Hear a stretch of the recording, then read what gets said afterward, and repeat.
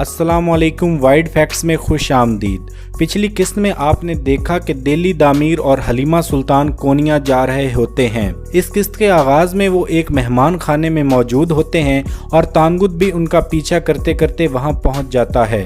हलीमा सुल्तान दिल्ली दामिर को कहती है कि हमारे पास जो दस्तावेज़ात मौजूद हैं इनमें संगर्तगन की कई सालों की मेहनत है जो उसने मंगोलों की जासूसी के दौरान की, और ये मालूमात सुल्तान अलाउद्दीन और सल्जूक रियासत के लिए बहुत ज़रूरी हैं, इसलिए हमें हर हाल में इसकी हिफाजत करनी होगी। फिर वो दिल्ली दामिर को एक कागज़ और स्याही लाने को कहती है।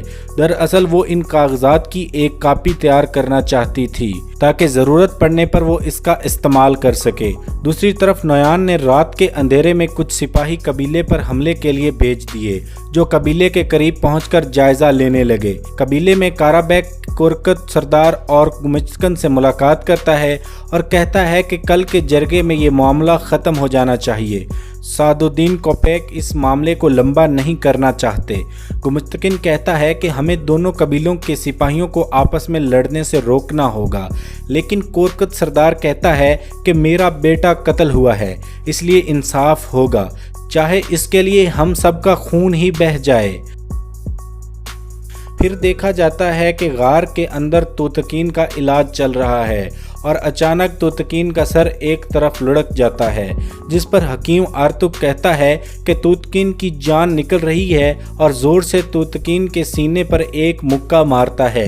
सब परेशान हो जाते हैं। इब्नुल अरबी भी ऊंची आवाज़ में दुआ मांगने लगते हैं। ये सुनकर अर्तुगरुल के सिपाही तोतकीन के पास आ जाते हैं और बहुत परेशान होते हैं। आर्तुक बे जब तीसरी बार तोतकीन के सीने पर मुक्का मारता है तो तोतकीन की सांस बहाल हो जाती है, जिस पर सब सुकून का सांस लेते हैं। दूसरी तरफ तानगुत मेहमान खाने में वेटर को पकड़ लेता है और उसे कहता है कि इन दो मुसाफिरों के पास मेरी एक चीज़ है जिसे लेकर मैं चला जाऊंगा। ये शरबत इन दोनों को पिला दो, उसके बाद हम इनसे अपनी चीज़ लेकर चले जाएंगे। हम खून खराबा नहीं चाहते, इसलिए तुम ये काम चुपचाप करो। जिस पर वेटर रजामंद हो जाता है और शरबत लेकर दिल्ली दामिर और हलीमा सुल्तान की तरफ जाता है। इस दौरान हलीमा इन कागजात की कॉपी तैयार कर रही होती है। दूसरी तरफ हलीमा सुल्तान कॉपी मुकम्मल कर लेती है और कहती है कि मैं असल कागजात को कहीं छुपा दूंगी जबकि नकल सामने रखूंगी। इतने में वेटर शरबत लेकर पहुंच जाता है और वो शरबत इनको देकर चला जाता है। दिल्ली दामिर और हलीमा सुल्तान शरबत पी लेते हैं।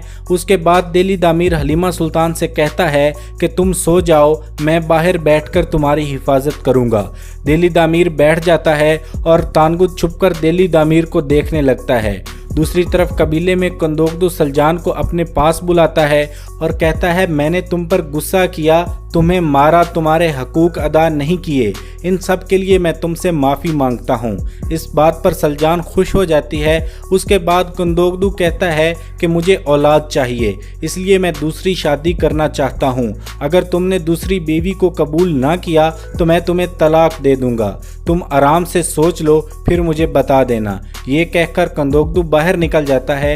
उसके बाद वो अर्तुगरुल के पास जाता है और उसे भी इस फैसले के बारे में बताता है कि मैं औलाद के लिए दूसरी शादी करना चाहता हूँ।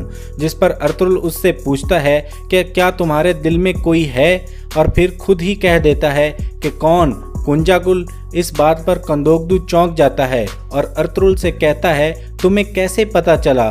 तो अर्तुगरुल कहता है कि मैं समझ गया था जब तुम एतोलन खातून से बात कर रहे थे। तुम शादी कर लो, लेकिन सलजान खातून को तलाक मत देना। उसके बाद अर्तुगरुल कंदोकदू से कहता है कि काराबैक का ध्यान रखना। इस आदमी को मैंने नोयान के डेरे पर देखा था। जब मेरे हाथ में कील ठोका जा रहा था तब भी ये वहाँ पर मौजूद था और हंस रहा था। जिस पर कंदोकदू एक बार फिर से चौंक जाता है।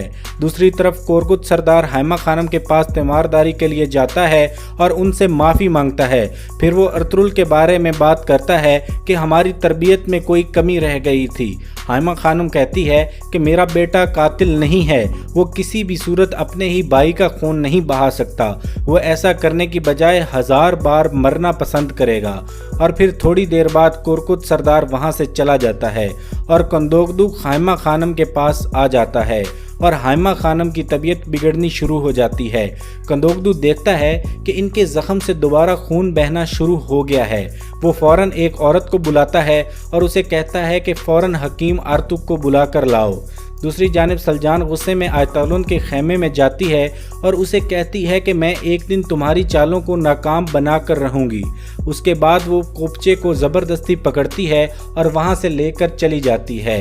फिर आप देखेंगे कि कुरकुत सरदार अर्तुगरुल के पास जाता है और अर्तुगरुल से पूछता है, अर्तुगरुल क्या तुमने मेरे बेटे को मारा है? जिस पर अर्तुगरुल कहता है कि क्या आपको समझ नहीं आ रही कि सादुद्दीन कोपेक क्या चाहता है? और ये काराबैग जो नयान के पास बैठता है और आपके कबीले में घूम रहा है। दूसरी तरफ हकीम आर्तुक हाइमा खानम के पास पहुंच जाता है और उनका मुआयना करता है। इतने में कंदोकदू खेमे से बाहर आ जाता है और फिर नयान के आदमी कबीले में दाखिल हो जाते हैं और हमला कर देते हैं। मंगोल सिपाही मुख्तलिफ जगहों से हमला करते हैं और काई और दुदुर्गा कबीले के सिपाहियों को मारना शुरू कर देते हैं। एक तीर कंदोकदू के पास खड़े सिपाही को लगता है, जिस पर कंदोकदू चौंक जाता है और ऊंची आवाज में कहता है, मंगोलों ने हम पर हमला कर दिया है।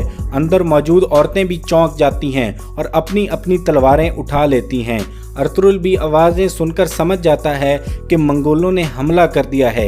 ये सुनकर कुरकुत सरदार वहां से बाहर निकल जाता है और अर्तुगरुल पिंजरे के अंदर शदीद गुस्से में पिंजरे की दीवारों पर हाथ मारता है और यहाँ इस किस्त का इख्तिताम हो जाता है। इस ड्रामे की आने वाली किस्तों की वीडियोस देखने के लिए हमारे चैनल को सब्सक्राइब कर लें और बेल आइकन दबा दें। हम ऐसी ही वीडियोस आपकी खिदमत में पेश करते रहेंगे।